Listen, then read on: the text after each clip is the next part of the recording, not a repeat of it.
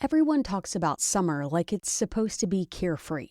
But if this season brings up money stress, body stress, family stress, or social stress, that's real too. Growth therapy can help with that. Whether it's your first time in therapy or your 50th, Grow makes it easier to find a therapist who fits you, not the other way around. They connect you with thousands of independent licensed therapists across the U.S., offering both virtual and in-person visits, nights and weekends. You can search by what matters, like insurance, specialty, identity, or availability, and get started in as little as 2 days. And if something comes up, you can cancel up to 24 hours in advance at no cost. There are no subscriptions, no long-term commitments. You just pay per session. Grow helps you find therapy on your time. Whatever challenges you're facing, Grow Therapy is here to help. Grow accepts over 100 insurance plans, including Medicaid in some states. Sessions average about $21 with insurance, and some pay as little as $0 depending on their plan. Visit growtherapy.com/booknow to get started. That's growtherapy.com/booknow. growtherapy.com/booknow. Availability and coverage by state and insurance plan. So you're running out of closet space. The good news? You don't need to stop shopping. You just need to start selling with The RealReal. The RealReal is the world's largest and most trusted resource for authenticated luxury resale. Whether it's that mini bag that can't even fit your phone, or those boots you never fully broke in, The RealReal handles everything from photography and copywriting to shipping and pricing. So you can just sit back, get paid, and make room for things that actually feel like you. And with 10,000 plus new arrivals every single day from top designers like Prada, Celine, Louis Vuitton, and Loewe, all for up to 90% off retail, you're bound to find something perfectly on brand to fill that extra closet space with. Plus, right now, you can get an extra $100 to shop when you sell for the first time. Make room for what feels like you. Go to therealreal.com to start selling and get your extra $100 to keep shopping at therealreal.com. That's therealreal.com. Terms apply. You're listening to DNA ID. Brought to you by AbJack Entertainment. Be sure to check out some of the other great true crime podcasts from this network, including The Murder in My Family, Missing Persons, Scene of the Crime, Zodiac Speaking, Beyond Bizarre True Crime, Campus Killings, Below the Surface, and Killer Communications. All of these podcasts are available for you to binge on right now, wherever you listen to podcasts. Subscribe where you're listening to this podcast so you don't miss an episode.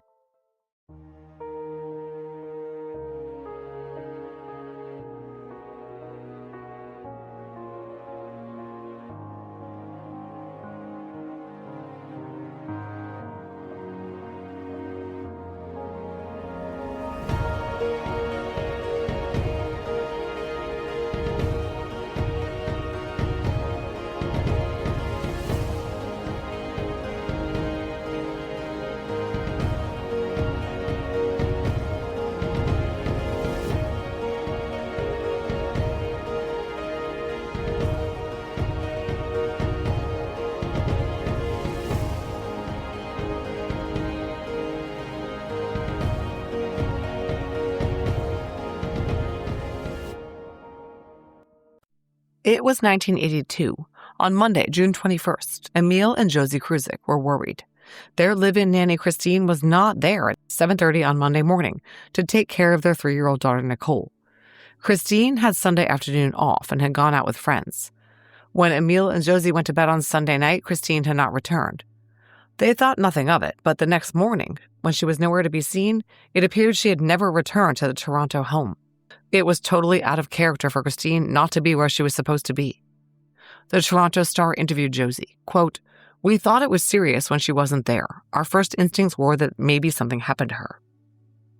Emil and Josie contacted Christine's fiancé David Smith, a chef, but he hadn't seen her since they'd parted ways the previous evening. They called her best friend, another nanny from the UK named Gloria Betts. She hadn't seen Christine either. So Emil, Josie, and her fiancé David went around the neighborhood, checking with neighbors to see if they'd seen Christine. And they walked around Humewood Park, where she often took Nicole. Nothing. The Kruziks called police when Christine failed to turn up. Very quickly, there was bad news. Later that day, Christine's wallet containing $2 and her ID were found on Highway 401 near Meadowvale Road in Scarborough, 48 kilometers, about 30 miles, from the house where she cared for the Kruzik family's child. The items lay on the side of the road as though tossed from a vehicle. A transportation ministry workman who found them turned them in, and their finding underscored to police the seriousness of the situation. Christine had not run off on a whim or flight of fancy. Police recognized that the responsible young woman was almost certainly not the person who had discarded her important personal possessions on a city roadway. Police searchers descended on the Scarborough area and searched the fields and ravines. About 30 uniformed officers also searched and canvassed the southeast portion of York Borough, where Christine lived with the Kruzik family. They passed out her picture to passers-by on the street, asking if anyone recognized her or had seen anything. And they spoke with her fellow nanny and friend Gloria Betts. The two had gone out on Sunday night. What Gloria had to say informed the police about what had likely happened to Christine. On Sunday evening, June 20th, Christine, Gloria, and Christine's fiancé David went to a movie and then got donuts at a coffee shop near Bloor Street West and St. George Street. Afterwards, they all boarded the westbound St. Clair Avenue streetcar, known as the TTC, together. David got off the streetcar near his apartment and walked home. Gloria and Christine had longer journeys. Gloria got off at Bathurst Street, and Christine stayed aboard. She would have ridden the streetcar for 2 more stops after Bathurst and disembarked at the Winchwood Avenue stop around 1:40 in the morning. She would have walked a block along St. Clair Avenue to Pinewood, past Humewood Park and other residences to the Kruzik home. She never made it. She was on the streetcar headed home, and then she vanished. As I said, there was zero question in anybody's mind that Christine would have just disappeared on her own. The family she worked for, the Kruziks, said she was very reliable and was, quote, the sort of girl who reported her comings and goings to us, end quote, according to Emile. She was a responsible young woman, was close with her parents back home, was engaged to be married, and seemed very happy and social. So what had happened to her? Gloria later said it never occurred to either of the young women that the upscale area of Toronto where they lived and worked was unsafe at all. London, yes. Toronto, no. Christine remained missing throughout all of Monday and Monday night. Then at 7:15 a.m. on Tuesday, June 22nd, a body was found. Multiple residents of Scarborough driving to work or walking their dogs saw the nude body of a female floating face down on rocks in shallow water in the West Rouge River. This was near the intersection of Sewells Road and Finch Avenue near the Metro Toronto Zoo. The area was a short drive from where Christine's wallet and ID had been found on Highway 401. Police received several calls from citizens reporting a body lying in plain view. When they responded, they were certain, based on photos, that the body was Christine, and it was. An autopsy of Christine by Dr. John Hilsden Smith, Chief Pathologist of Ontario, documented the following. She had a deep laceration on her face and 2 visible gashes on her head. The laceration could have been from the body hitting rocks in the river. She had been in the water for at least 20 hours, it was surmised. Ligature marks on Christine's wrists indicated that she'd been bound, and she'd been bludgeoned on the back of the head and thrown into the river alive. Her cause of death was drowning. She expired after being stunned and thrown into the water and ingesting it into her lungs. Vaginal swabs collected at Christine's autopsy tested positive for sperm. She had not had sex with her fiancé that could explain the presence of the sperm, so Dr. Hilsden Smith concluded that Christine had been raped. So who was Christine? Christine Prince, age 23, born to parents William and Kathleen, was a native of Wales. The quiet young woman had worked in a grocery store in her hometown of Porthcawl, but wanted to travel and make some money for university, so she decided to become a nanny overseas. She came to Canada in October of 1981, planning on staying for a year. Her father, Bill, said in an interview with a British news outlet that his daughter was, quote, a good girl who just wanted to help people. She was really interested in working with handicapped children, end quote. Her Welsh friend Susan Fletcher said the same, describing Christine as, quote, a gentle girl who would never hurt a fly, end quote. Christine settled into life in Toronto quickly, spending time with other Welsh nannies in the city when she wasn't working. Christine's parents had received a letter from her on the very day she went missing. It contained some photos of her and talked about how much she loved her job and the city of Toronto. Bill and Kathleen got a call from the Kruzicks after their daughter had been missing for 13 hours, news that was incomprehensible. They went back and forth to their local police station for the next day or so, hoping for good news. When the news came, it wasn't good. Christine was their only daughter. Bill and Kathleen later spoke to the Toronto Star saying, "You never really get over it. We cry every day." Bill made sure to tell the investigators that Christine was a risk-averse, steady person, and she never would have gotten into a car with someone she didn't know well. As I mentioned, Christine was engaged to Englishman David Smith, who also lived in Toronto. The wedding was planned for back in Porthcawl, Wales, in October. Instead, Christine's parents, both in their mid-60s, had to welcome their daughter home in a box and plan a funeral. Her friends, other nannies in Toronto, set up a fund to collect money to help her parents pay the $2,000 cost, but an anonymous donor contributed the entire amount. The family that Christine nannied for, the Kruzicks, flew to Wales for the funeral, meeting Christine's parents, to whom they had written several months before her death saying how wonderful she was. Christine's best friend Gloria and her fiancé David both left Toronto immediately after she was killed, unable to stand living in the place that reminded them so much of their murdered loved one. Okay, back to the crime scene investigation. Police officers searched the body location thoroughly, finding tire tracks from a four-wheel drive vehicle in the mud leading from Sewell's Road to the river's edge. The body was found 200 yards downstream from there. A police spokesman told the media, quote, "The person we are looking for obviously knew the area very well and knew where he was driving," end quote. There was no certainty that the tire tracks the police found were caused that very night, or that they had anything to do with anything, but police were definitely interested in finding out who had been driving there. Based on the location of the body and the information about where Christine was last seen alive, the investigators believe Christine had been beset by an unknown assailant after stepping off the cable car and starting her 2+ block walk to the Kruzic house.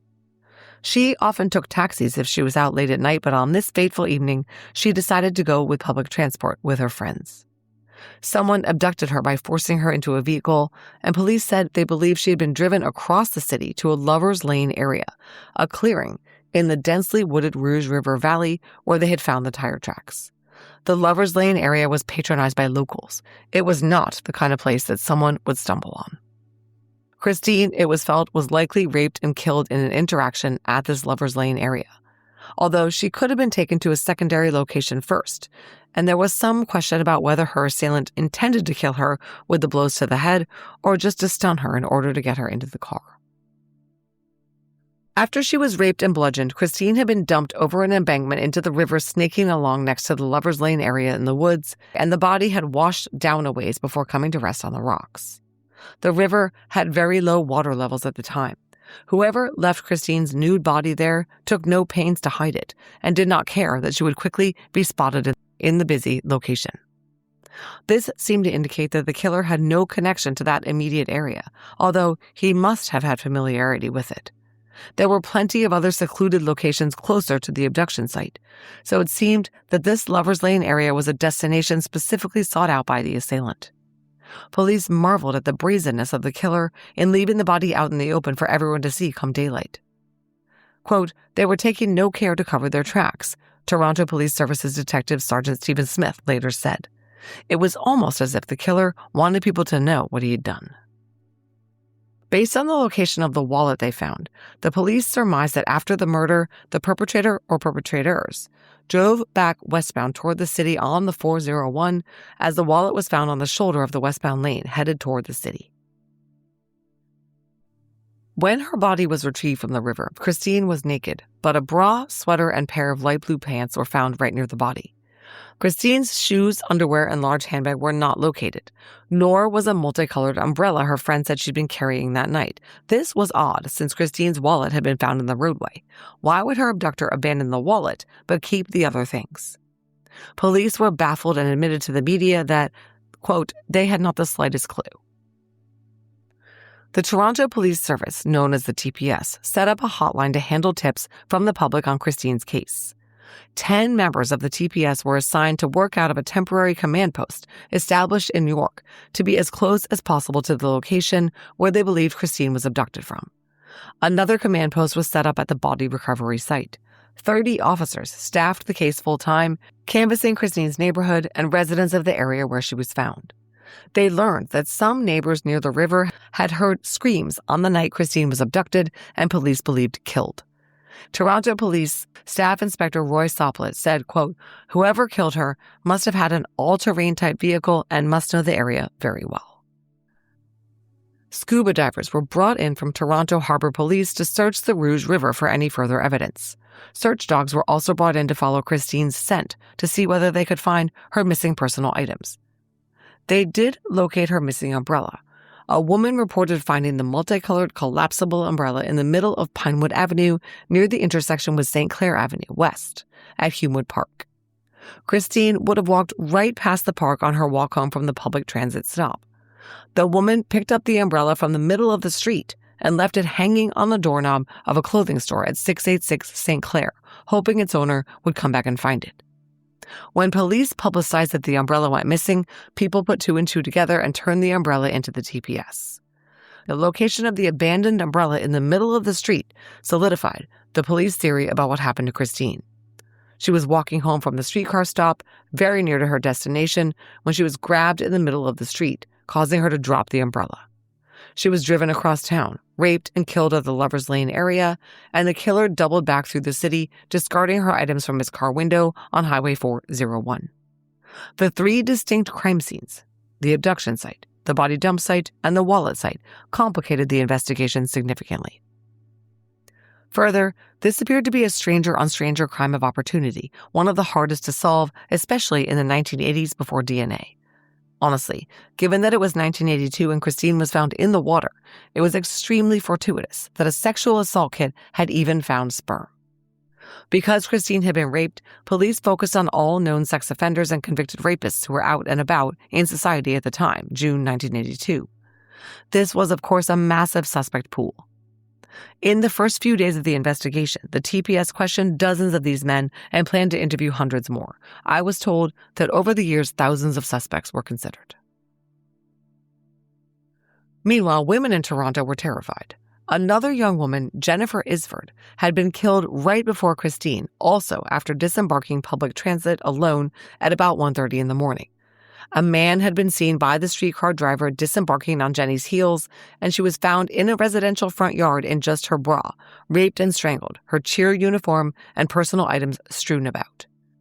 Christine was a similarly random victim, one who was killed despite being cautious and responsible. And the area from which Christine was abducted was an affluent, safe neighborhood, yet she had not been safe. About 50 young women, including several of Christine's nanny friends, went to a meeting with Toronto police to talk about safety on Toronto streets and to get tips about how to remain secure while navigating the city alone at night. Christine's friends also planned a short memorial service and honorary tree planting in Humewood Park, where she often took little Nicole. It was heavily attended. After Christine's death, along with the murders of Jennifer Isford and Claudia Gebert, a task force on public violence on women and children was put in place. The police began using a special computer to keep track of known sex offenders and sexual assaults, so they could coordinate investigative leads. One sergeant was appointed to spearhead the whole thing, but female officers were assigned to the task force in order to interview survivors of sexual assault who might not feel comfortable speaking with male officers. This was somewhat revolutionary at the time.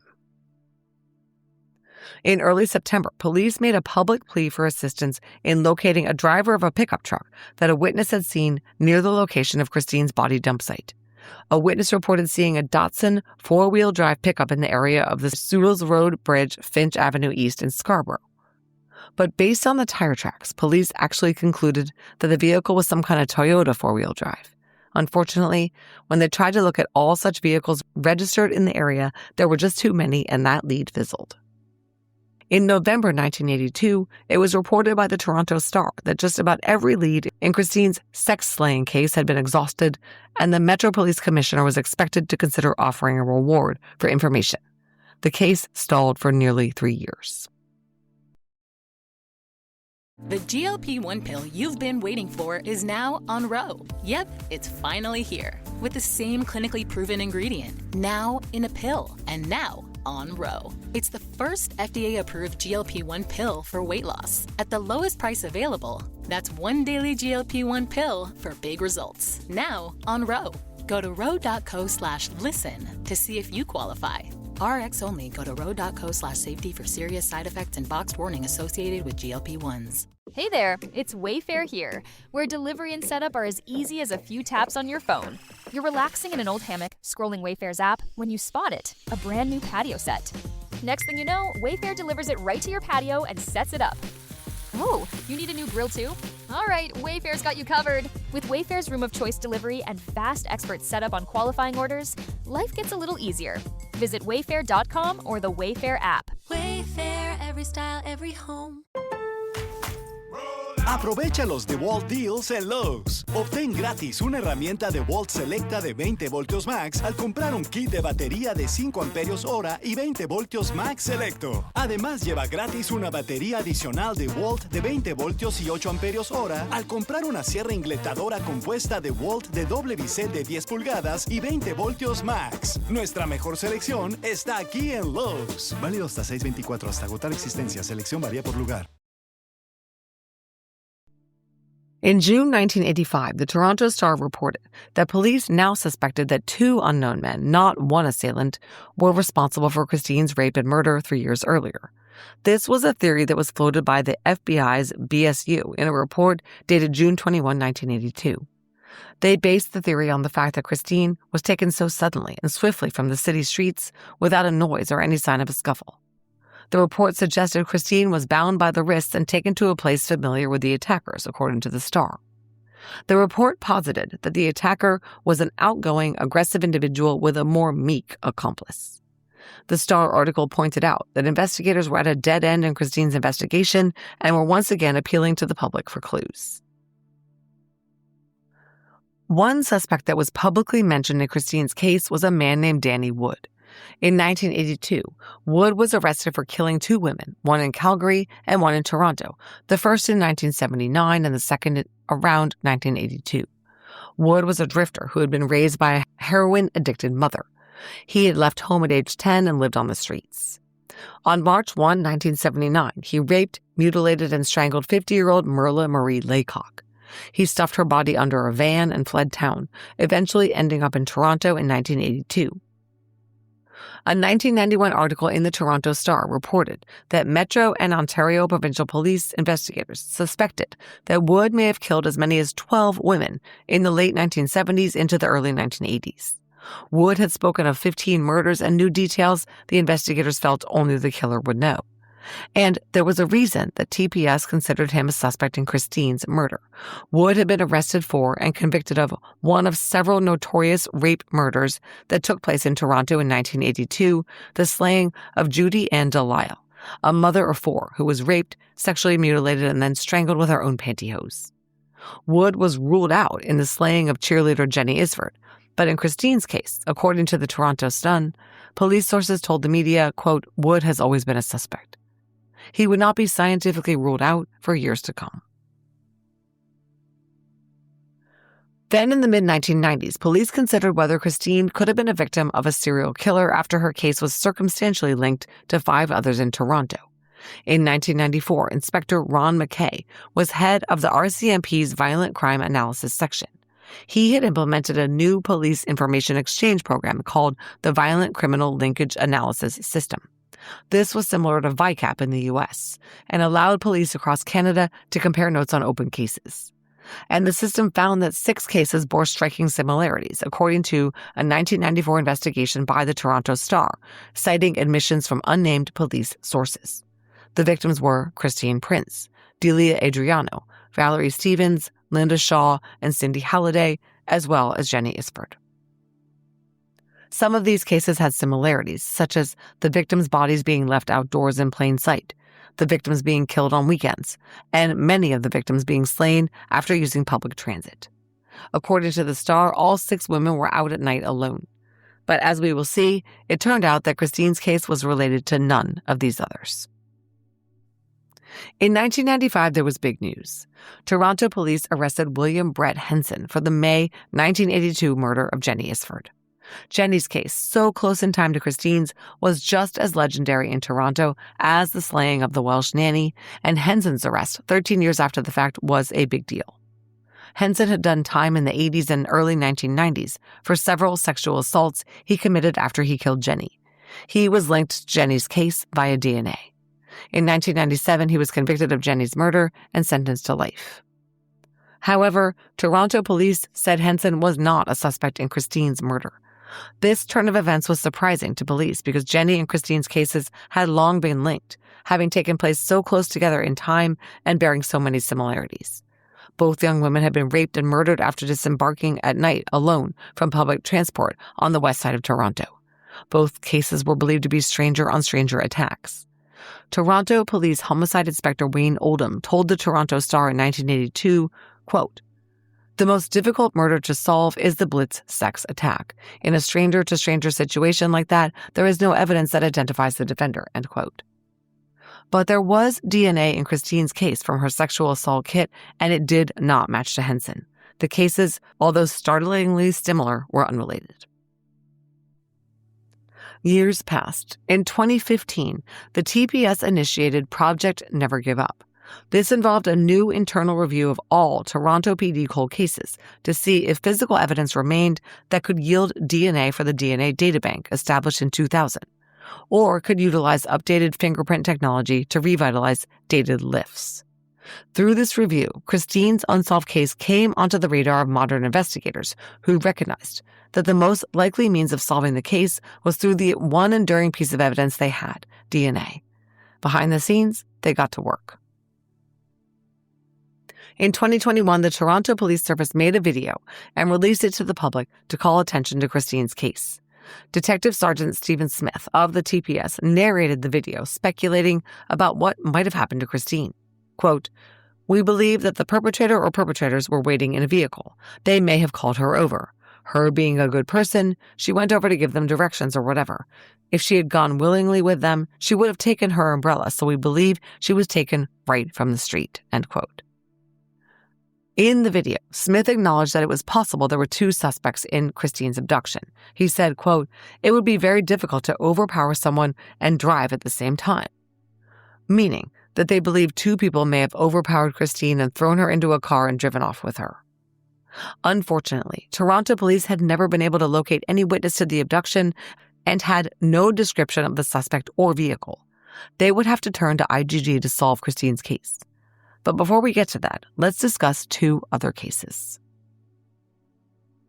In 1983, 23-year-old Claire Samson, who went by the initials KC or the name Casey, lived and worked in Toronto where her parents had a retail store downtown.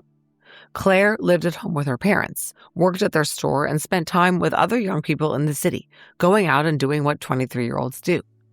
Claire was last seen early on September 1st, 1983, near Jarvis and Gerrard Streets. She was out with friends who saw her in front of the Essex Hotel, getting into a beige vehicle driven by an older white male with thinning hair. Her friends did not know who he was or what the purpose of Claire's business with him was. Claire never returned home that night, and her family reported her missing to the TPS. It did not take long before there was news, although it was not in TPS jurisdiction. On September 2nd, Claire's body was found by a beekeeper in a wooded area off the 2021 side road in Oro-Medonte Township, not far from Highway 93. This was about 120 kilometers north of Toronto in the jurisdiction of the Ontario Provincial Police, or OPP. Although the dead woman had no identification on her and was only partially dressed, it was immediately apparent that she was the missing young woman from Toronto, as she was of Middle Eastern descent, and her description, including darker skin, exactly matched that of the missing Claire Samson. Claire had been shot once in the head by a small caliber weapon. She had also been strangled with her pantyhose, which were still wrapped around her throat. Because she was found in their jurisdiction, the OPP took over the investigation into Claire's murder.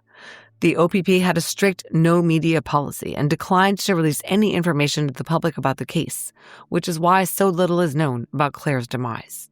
Of course, the OPP looked into her personal life, her family, her work colleagues, and so on. Many men were investigated and ruled out. but it seemed clear that Claire being dumped north of Barrie had little to do with her actual abduction, which took place in Toronto, 100 miles away. She had no connection to the area where she was found, and police suspected that her killer was also Toronto-based. Claire's case went cold, and I was told that the file on the case was slim and there was not much to it.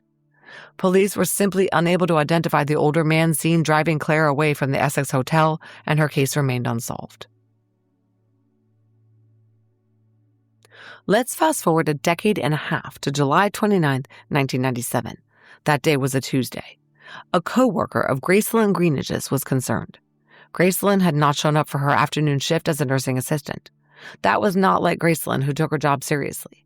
The co-worker, receiving no answer on the phone at Gracelyn's apartment, decided to go over there. Gracelyn lived in a large, busy, and teeming apartment complex at 50 Driftwood Avenue in the St. Jane Finch Avenue West area, where police often were summoned to handle domestics and other calls. Around 6:30 p.m., the co-worker knocked on the door of apartment 506, but no one responded. Then, peering through the mail slot, the co-worker saw Gracelyn lying on the floor just inside the door with blood all over the place. Gracelyn Braithwaite Greenidge was a 41-year-old native of Barbados who had emigrated to Canada in the late 1970s in search of a better life than that offered in her homeland. She had resided in Canada for 20 years and was divorced. According to the Toronto Star, Gracelyn worked as a nursing assistant at Castleview Winchwood Towers, a home for the aged on Christie Street. She had last worked the 3:30 p.m. shift on Monday, July 28th, leaving the facility around 11:30 p.m. Monday night. Police believe she then went home, as she was known to have spoken on the phone with a friend in the apartment complex. The circumstances of this conversation were as follows.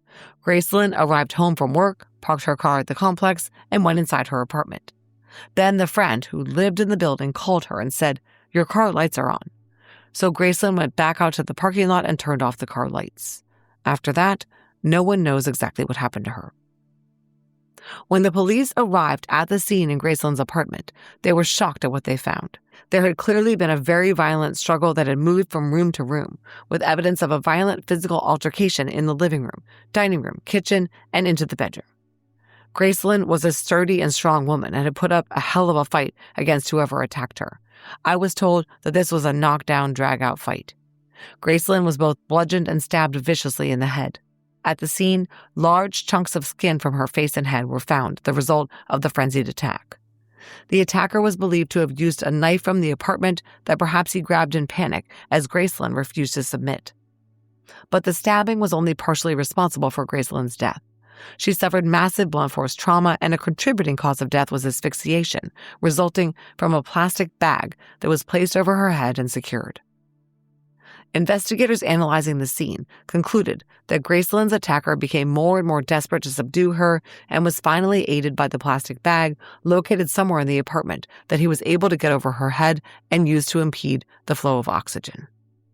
Gracelyn had not been raped, which police now believe was because she put up such a fight that her attacker had his hands full, finally killed her, and ran off to escape detection, rather than sticking around and sexually violating her corpse. Nothing seemed to have been stolen from the apartment, and Gracelyn did not have a lot of money or valuables, so her murder was chalked up to an attempted rape gone wrong. Speaking of ample physical evidence, TPS Homicide Cold Case Detective Sergeant Stacey Gallant told Global News, quote, "There had been a violent struggle in the apartment, and there was quite an amount of blood throughout the apartment in different locations," end quote. He added that the apartment was in disarray, with a chair knocked over and things thrown about in the melee. Police technicians collected samples of a lot of the blood and the items that seemed to have been impacted by the struggle and retained them all in evidence. Given the evidence of a violent altercation in the apartment, police canvassing the neighbors who lived near Gracelyn's apartment were surprised to learn that none of them had heard anything unusual, or at least no one reported hearing anything. As I said, it was a very populous, noisy, and busy building, with routine police presence and possible criminal activity. If someone had indeed heard something, they kept it to themselves rather than getting involved. As a result, police had no idea when Gracelyn had been killed. And another perplexing piece of the puzzle, how had her attacker gained entry to the apartment? When police arrived, they found the front door to the apartment locked. The type of lock that secured the door required a key. However, Gracelyn's keys were found inside her apartment. Somehow, her assailant had locked the door on his way out, but it was unknown how or from whence he had obtained a key. Because of the key and the fact that there was no forced entry to the apartment, police very much believed that Gracelyn knew her attacker. This does not look like a random act, Detective John Lyne told CTV News at the time. We have never been sure how he got into Gracelyn's apartment, modern TPS Detective Sergeant Steve Smith said. There's no way she would have let him in. She was reluctant to let people she knew inside, let alone some random guy. So the TPS investigated Gracelyn's inner circle. Her former husband proved to be out of the country when she was killed. He was off the hook. But Gracelyn had a number of men in her life, and they all had to be considered. Police were interested in one of her friends in particular, a black male whom she had been seen with in her neighborhood in the weeks leading up to the murder. Gracelyn's friends and family did not know this man, who was described as in his mid-30s, about 5'9" or 5'10", with a muscular 165-pound build. The man had a mustache, typically wore a baseball hat, and had a mole on the right side of his face. He was known to frequent North End of Toronto bingo halls. The National Post reported in April 1999 that Toronto police were offering a $100,000 reward for information in Gracelyn's case. A sketch of the black man with the mole and baseball hat, called a suspect by the police, was released to the public. As a result, the man was identified by police and investigated extensively. His name has not been released, but he turned out to be a new boyfriend of Gracelyn's, and he was interviewed, and his alibi, which I do not know, checked out. Police worked Gracelyn's case extensively, but could not figure out who had access to her apartment and was able to lock the door on his way out. Despite ample physical evidence in the apartment, her case turned cold. The Canadian National DNA Databank, similar to CODIS in the U.S., went online in the year 2000.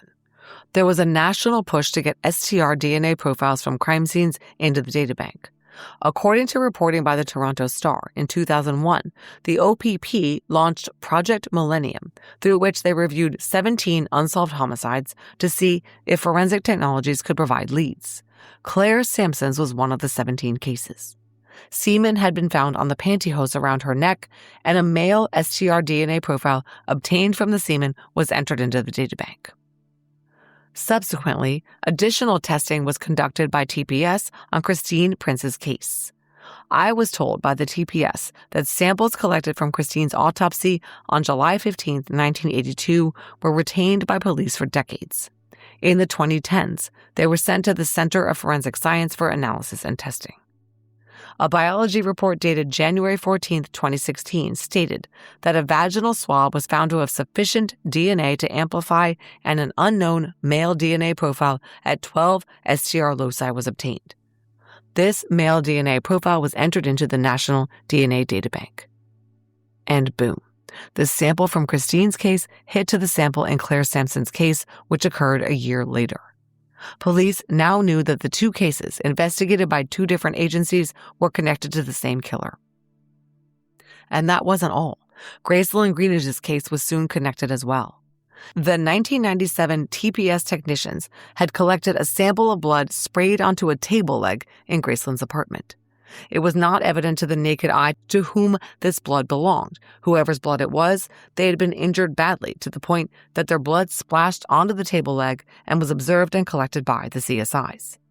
Then it stayed in evidence storage until the TPS's Project Never Give Up, which I mentioned earlier, and involved a push to test DNA in cold cases. When that sprayed blood on the table leg in Gracelyn's apartment was tested, it turned out to be a mixture that included blood that was not Gracelyn's. A contributor was male. Gracelyn had injured her attacker, and he left a big juicy sample of his DNA for investigators to find. Once they had an STR DNA sample in Gracelyn's case, the TPS rounded up men they had questioned during the original investigation and tested them. This included the boyfriend who had been a suspect back in 1997, the baseball hat guy. All these men were eliminated. When the male sample from Gracelyn's case was entered into the National DNA Databank in 2017, investigators were astounded when it hit to the same unknown male perpetrator who was connected by DNA to the murders of Claire Samson and Christine Prince. Detective Sergeant Stephen Smith of the TPS's Homicide, Cold Case, and Missing Persons Unit told me that when the Center of Forensic Sciences reported this result, linking a third cold case to the same offender, quote, "It was so shocking that CFS actually shut down their lab to be sure there wasn't any cross-contamination." But retesting confirmed the result. Blood from an unknown male at Gracelyn's scene matched a sex assault kit collected at Christine's autopsy and semen collected from pantyhose used to strangle Claire. Whoever killed Christine Prince in 1982 had also killed Claire Samson in 1983 and Gracelyn Greenidge in 1997. This result was so surprising because the three cases, Christine's, Claire's, and Gracelyn's, were so different. Christine appeared to have been snatched off the street. Claire had gotten into a vehicle with someone willingly, and Gracelyn had been attacked in her apartment. It wasn't even that the MOs were different, it was that there was no MO, no pattern whatsoever. The three victims had all been left in completely different locations and circumstances, and the cases were 15 years apart at the maximum time span. It made no sense whatsoever, and the new connection did not shed light on the cases that could help in solving them, even with the TPS working with the OPP to cross-check leads and tips. Focusing on the most recent case, in January 2018, Toronto Police Service's cold case investigators offered a $50,000 reward for information about Gracelyn Greenidge's killer. TPS Homicide released a video about the case along with the reward announcement. In the video, Homicide Cold Case Detective Sergeant Stacey Gallant said Gracelyn's colleagues described her as caring and compassionate. "Always smiling, always very joyous, and always very helpful," he said. "She led an exemplary life and was respected by all who knew her." He continued, "We have the killer's DNA, now we just need a name to go with the DNA, nothing more," explaining that the killer's profile was not in the National DNA Databank. Gallant said, quote, "Anyone who knew Gracelyn who did not speak to the police during the original investigation is asked to contact cold case investigators immediately. You may have the key to this case and not realize it." He said that callers could remain anonymous, but that tips were crucial because TPS believed that there were people out there who knew who killed Gracelyn but had never come forward. "It has been over 20 years since this murder occurred. It is time to step up and help solve this case," Gallant concluded. The TPS was anxious to generate leads that did not rely on DNA because their samples were running low. Quote, "We were fortunate in that we had DNA in all three cases, but there was such a tiny amount that was usable," Detective Sergeant Steve Smith said. But with the advent of IgG and the embrace of that new technique among Canadian law enforcement agencies, they considered their options for an IgG analysis. At the time, in 2021, they learned some disappointing news. The DNA sample in Christine Prince's case was degraded to the point that it was not usable, and the sample in Claire Samson's case had been entirely consumed by testing over the years. All they had left was the mixture from the blood sample collected from the table leg in Gracelyn's case. This sample was 15 years newer and had been collected with DNA preservation in mind, unlike the two 1980s cases. And the decision to use Gracelyn's sample would turn out to be very fortuitous. In 2022, the TPS arranged for SNP testing to be conducted on the sample by Othram Labs in the Woodlands, Texas. The sample was a complex mixture, about 50-50 from two different contributors. It contained approximately equal numbers of markers from Gracelyn, a black female of Barbadian origin, and from an unknown white European male. The IgG should have been very, very complex, given that the SNP contained markers from both victim and killer. If they had shared heritage, it would have been very difficult for the genealogists to determine which markers came from which person. But that's not what happened. I emailed with Katie Crossman, the TPS genealogist on this case. She told me, "The sample we worked with was from Gracelyn's case. The sample was submitted to Othram, and it was a mixed sample. Mixed samples are a challenge. This is the only one we've had that was so mixed. We've had others of poor quality due to age or contamination or with a low percentage of the victim's DNA, but 50-50 was the first. The FTDNA match list was a jumble of DNA relatives of both of them, meaning the two contributors to the sample, but it was relatively easy for us to sort them because of the ethnicities. The mixture was DNA from a black female, Gracelyn, and a white male. Because of the different races of the contributors, the genealogists knew which DNA relatives were Gracelyn's. Those could be ignored altogether. The white European relatives with no connection to Gracelyn were their lead. And they could tell right away where the lead led them. A very close relative of the suspect was in the database and led the genealogist directly to his family. There were 3 brothers in his family, last name Smith, but one of them had a criminal record that significantly stuck out. Katie Crossman told me, "We really lucked out with it because Gracelyn was Caribbean and almost completely of African descent, so we knew that those matches were likely irrelevant. There was only one useful European match, and it was close. Basically, that one match clinched the case." Love that. The GLP-1 pill you've been waiting for is now on Ro. Yep, it's finally here. With the same clinically proven ingredient, now in a pill, and now on Ro. It's the first FDA-approved GLP-1 pill for weight loss. At the lowest price available, that's one daily GLP-1 pill for big results. Now on Ro. Go to ro.co/listen to see if you qualify.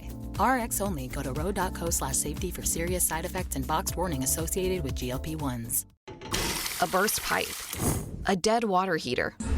The AC calling it quits. Who do you call? HomeServe is an easy way to handle unexpected home repairs with plans covering stuff basic homeowners insurance usually won't. Instead of scrambling for a contractor, you make one call to get the repair process started. Join the millions of customers who trust HomeServe right now. Go to homeserve.com/podcast for 50% less your first year. That's homeserve.com/podcast. Savings compared to renewal price void in Florida.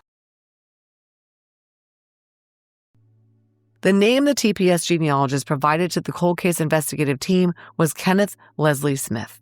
He had died of cancer, and TPS could not locate a burial site for him. But they got lucky in locating a sample of his STR DNA profile to confirm the identification. Detective Sergeant Steve Smith told me that because of the renowned Christine Jessup case the TPS solved in 2020, the province of Ontario changed the Coroner's Act, so the pathologist performing any autopsy in Ontario is now required to retain a sample for future testing. This was done in Kenneth Smith's case because his death from cancer fortuitously called for an autopsy. The TPS had to apply for a warrant to obtain and test the retained sample, but they were successful in doing so. When the test results were completed, they showed that it was greater than 1 trillion times more likely that the DNA sample in the Greenidge case came from Kenneth Smith than from any other person. Finally, they had the name of the offender they had sought since 1982, 1983, and 1997. The TPS and the OPP held a press conference on December 11, 2025 about the solve. Toronto Police Deputy Chief Robert Johnson, OPP Chief Karen Gonneau, and Toronto Police Service Homicide and Missing Persons Unit Cold Case Section Detective Sergeant Steve Smith announced the identity of the offender responsible for 3 historic homicide cases. Deputy Chief Johnson went first. He told the assembled media, "On December 3, 2025, the Center for Forensic Sciences identified Kenneth Smith as the offender in the murders of 3 women. He described the 3 cases, but he spent the most time on Christine's case. For Christine's family and for the families of Claire and Gracelyn, the wait for answers has been extraordinarily long," he said. "It is only through sustained collaboration and advances in forensic science that we have arrived at this moment. These women were never forgotten, and it is because of the commitment of so many that we are able to give their loved ones at least one crucial answer today." Deputy Chief Johnson said of Kenneth Smith, whom he described as meeting the criteria of a serial killer, quote, "If he were alive today, the TPS would arrest Kenneth Smith for the homicides of Christine Prince and Gracelyn Greenidge, and the OPP would arrest him for the homicide of Claire Samson. His death means he will never be held to account in a court of law, and we recognize the impact that has on families who have waited so long for justice." OPP Chief Superintendent Karen Gonneau said, quote, "While we are here to discuss 3 historic cases, I want to remind everyone that behind each of these cases are families and loved ones who have waited for decades for answers. Many of them likely believed those answers would never come, yet here we are today." She said investigators worked these cases for decades, hoping a tip or advances in forensics would provide answers. She talked about Claire's case, the one in the OPP jurisdiction, and she discussed Project Millennium, which brought about the breakthrough in 2016 when the DNA from Claire's case matched to that in Christine's. She said to the investigators' surprise, they had not been able to establish any connection whatsoever between Claire and Christine. They had no commonalities, no overlap, no parallels. Even their manner of death was different. The only thing that linked them was their mutual slayer. Then Detective Sergeant Steve Smith spoke about Gracelyn. He described the circumstances of her murder and talked about notifying her family of the resolution of her case. The TPS and OPP contacted the families right before Christmas and told them the news. He said they were all elated to have the cases solved. They won't know the why, but at least they know the who. Detective Sergeant Smith said of the offender, Kenneth Smith, quote, "He did not know any of the victims that we know of. What we do know is that 3 separate murders equals a serial killer, and that's what Kenneth Smith was." Detective Sergeant Smith talked about the linkage between the DNA samples, which belied the lack of pattern to the crimes of Kenneth Smith. "It seems to be crimes of opportunity more than anything," Smith said. "The only thing that linked them was the offender's DNA." This case has haunted our office. When you have an unknown DNA profile and no matches in the National DNA Databank, it's like looking for a needle in a haystack. We had such a complex mixture of DNA, and it wasn't until 2025 that we were able to deconvolute the mixture and get it up into the database that we needed to identify our offender. These cases would never have been solved without this technology, said Smith, referring to IgG. It makes all the cases that were previously unsolvable now solvable. At the conclusion of the press conference, the authorities requested that the public come forward with any information whatsoever. Quote, "This investigation does not end here. We know that there are unanswered questions, and we hope that anyone with information will come forward and help us complete the story," Superintendent Gano said. Detective Sergeant Smith made a similar plea.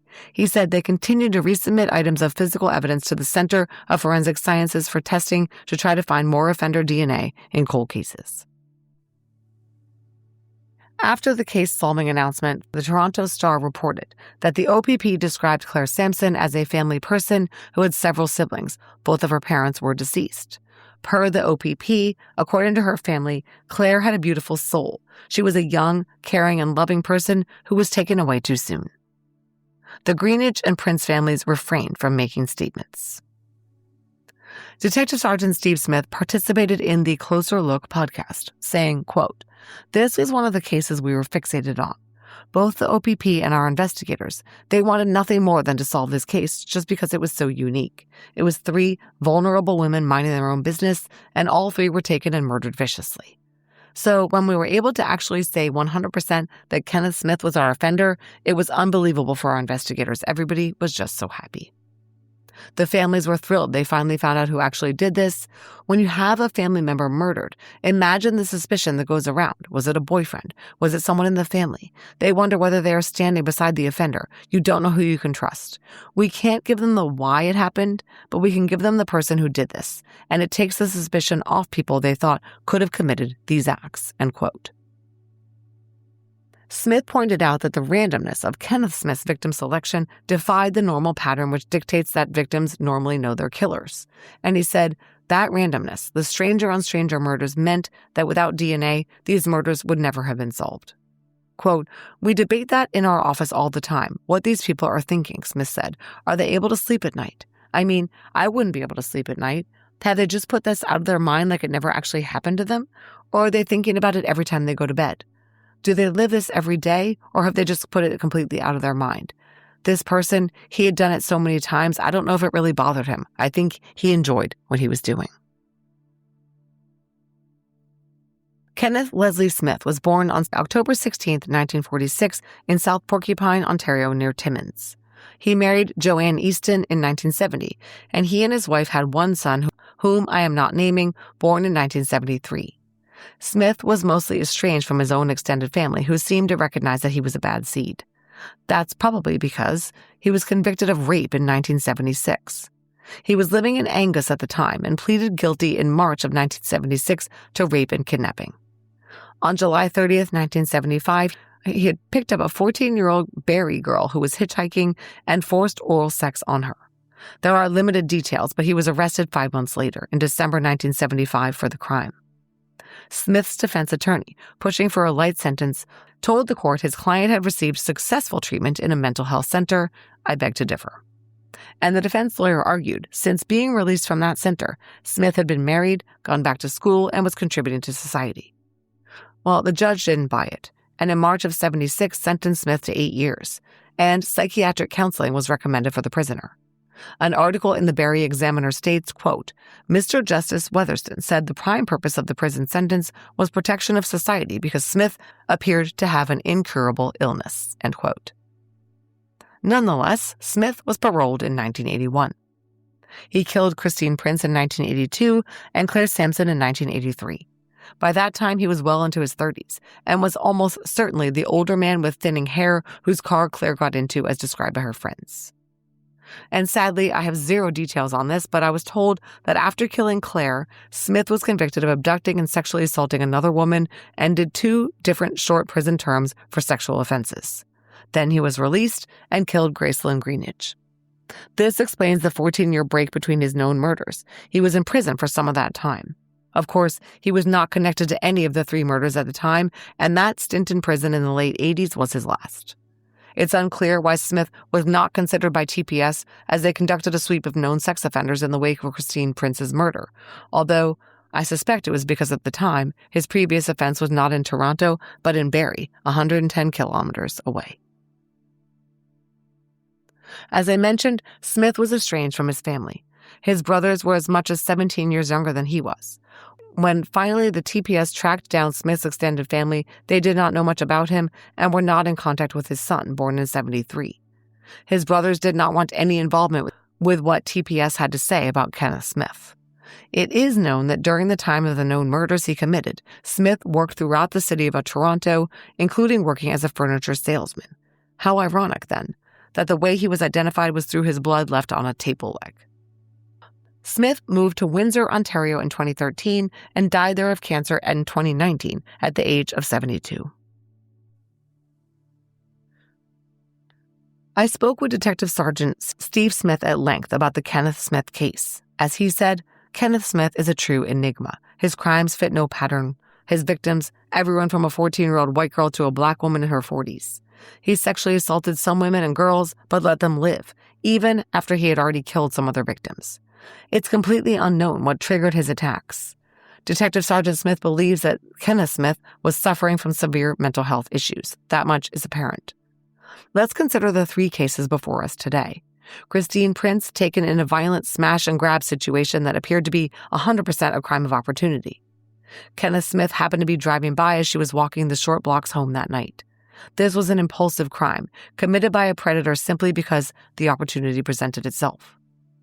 Claire Samson, on the other hand, was seen getting into a car with a man matching Smith's description. Did they have a prior relationship, or was she looking for a good time and got into the car with the wrong man? Claire's cause of death was very different from Christine's, which was caused by bludgeoning and drowning. Claire was strangled and shot. As a convicted felon, Kenneth Smith should not have had access to firearms, and police have not been able to connect him to any. Gracelyn Greenidge's case is the most bizarre among the 3 and the one I can explain the least. TPS interviewed Gracelyn's family and friends and were told that Gracelyn did not hang out with white people and would never ever have opened her apartment door to a white guy at night. Yet somehow, Kenneth Smith got in. I have a theory about that. Detective Sergeant Smith and I considered this. Remember that Gracelyn lived in a building that had a lot of criminal activity. I believe that Smith was in the building for some reason and saw her that night as she went to the parking lot to turn off the lights in her car. He targeted her because she was alone and vulnerable. He followed her to her apartment and waylaid her at the door, attacking her inside. Surely his goal was to sexually assault her, but she fought like hell, injured him badly, and he bludgeoned, stabbed, and suffocated her and split. What is truly puzzling is that he locked the door behind him, which reportedly required a key. Was he perhaps working in the building as a super and therefore had a master key? No one knows. If he did, that could also explain how he gained access to the apartment in the first place, a truly terrifying thought. I asked Detective Sergeant Smith whether the appeal for information from the public pertaining to Kenneth Smith had flushed out any more victims. Surprisingly, he said no. Some people called in who knew Smith, but no more criminal activity had been exposed. They did not contact his ex-wife or the 14-year-old survivor of the 1975 sexual attack. They did not feel the need to open those old wounds. At least the TPS got to close some old wounds, those of the Prince, Samson, and Greenidge families. That is going to have to be enough. Thank you so much to Detective Sergeant Steve Smith of the Toronto Police Service for speaking with me about this case, and to Katie Crossman for providing me with information about the genealogy. And if you are one of the bad guys, they are coming for you. Thanks for listening to this episode of DNA ID. Before you leave, please let me tell you about some important things related to the show. If you'd like to support this podcast, and in the process, get access to early and ad-free episodes, as well as bonus content like crime scene photos, you can sign up for a Patreon subscription for only $5 a month by heading over to patreon.com/DNAID. Of course, you're welcome to contribute more than $5 a month. We rely on Patreon funds to pay for the original source materials I use to research each episode. If Patreon isn't your thing, you can also show your support with an AbJack Insider subscription through Apple Podcasts. It costs just $4.99 a month or $49.99 a year. Your AbJack Insider subscription will give you the same benefits for not only DNA ID, but for all of the shows on the AbJack network, like Killer Communications and Campus Killings. Head over to Apple Podcasts and find the DNA ID page, or look for the AbJack network to get started. If you're on social media, we'd love to interact with you there. DNA ID is on every major social media platform. Search your favorite platforms for DNA ID Podcast to find us. We also have a YouTube channel, and our website is dnaidpodcast.com. You can find links to all of these anytime in our show notes. If you need to reach the show, contact us by emailing dnaidpodcast@gmail.com. Finally, if you want to pick up some fun DNA ID merch and represent the show, visit the store at www.customizedgirl.com/s/DNA ID podcast. DNA ID is researched, written, and hosted by me, Jessica Betancourt. It's produced by me and Mike Morford of AbJack Entertainment. Music by Connor Betancourt.